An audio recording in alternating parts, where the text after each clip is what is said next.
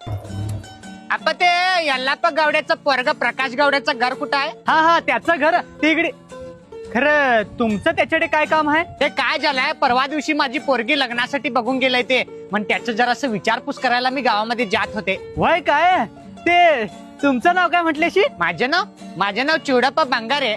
एकच मिनिट थांबा येलो. माझं नाव का विचारले? हॅलो. हा हॅलो. त्या लग्नासाठी खल्या चिवडापा भंगाऱ्याची पोरगी बघून येल्याच आहे. काय झालं? काय ना त्यांचा बाबा जरा असं येऊन तुझ्याबद्दल इथे विचारपूस करीत होता. म्हण मी काय तर तुझं वाईट सांगून लगीन मोडताला म्हणला.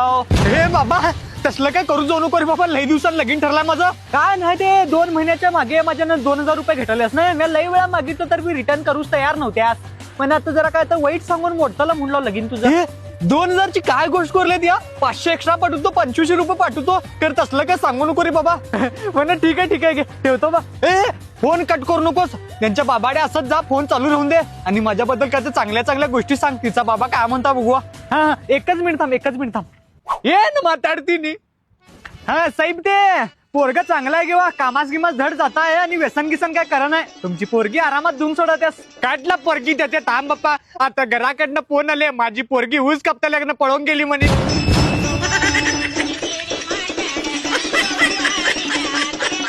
तिच्या आईने बरत्याने गप्पा. आई देवा रा यंग माडी दो पा कल्याण